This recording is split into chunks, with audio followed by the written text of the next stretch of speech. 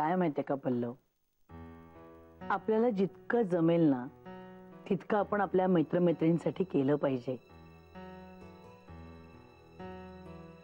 या समाजासाठी आपण काहीतरी केलं पाहिजे. मायाजी, मग आम्ही काय करू शकतो त्यांच्यासाठी?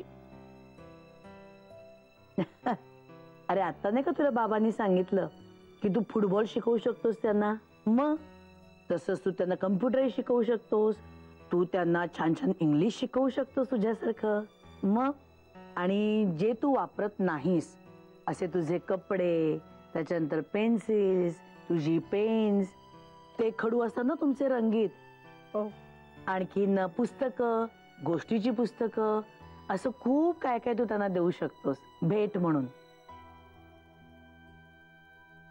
पण मायाजी, असं जुनं दुसऱ्याने वापरलेलं चालतं त्यांना?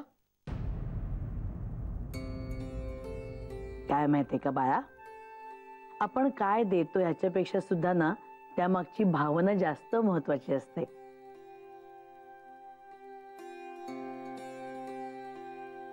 आणि आपण काय असं खराब झालेल्या वस्तू थोड्याच त्यांना देणार आहोत.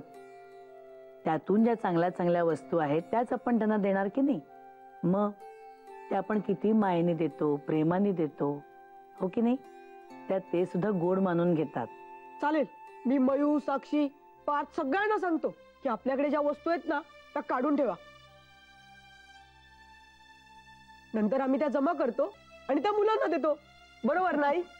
अगदी बरोबर.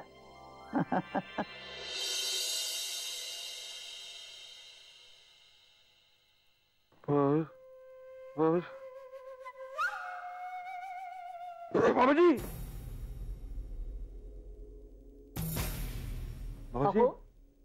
अहो काय झालं? दचकून का उठला तसे? स्वप्न पडलं का?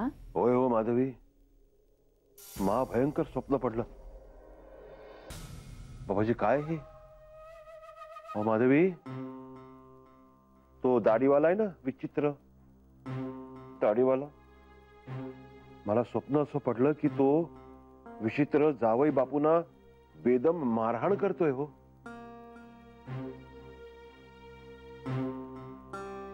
काय हो हे बाबाजी?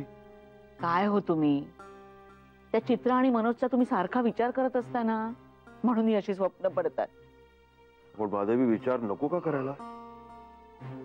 अहो वेळीच काही हालचाल नाही केली तर गोष्टी हाताबाहेर जातात. तुम्हालाही माहितीये ना, तिचा विचार नको का करायला?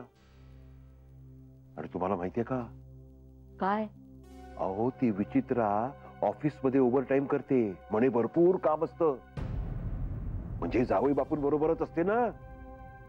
आणि आता ऑफिस सुटायला उशीर होतो, त्यामुळे जावई बापून बरोबरच मोटरसायकलवर बसून घरपोच डिलिव्हरी त्यांची रोज, खांद्यावर हात ठेवून. नाही हो, आत्ताच काहीतरी करायला पाहिजे, नाहीतर वेळ निघून जाईल. हो नुसता संशय भरलाय तुमच्या डोक्यात, तो आधी काढून टाका. अहो अहो माधवी, तुमच्याही मनात संशय आला होताच की तुम्ही काय बोलताय मला? तुम्हीच म्हणाला होतात ना त्या देसाईच्या घरात कसं आपलंच घर असल्यासारखी वावरते ती चित्रा, म्हणाला होतात की नाही तुम्ही? नाही नाही, बाबाजींनी हा संकेत दिलाय. कसला संकेत आहे हा बाबाजी? काय संकेत आहे हा म्हणायचा? जय हो बाबाजी, लक्ष असू द्या बाबाजी.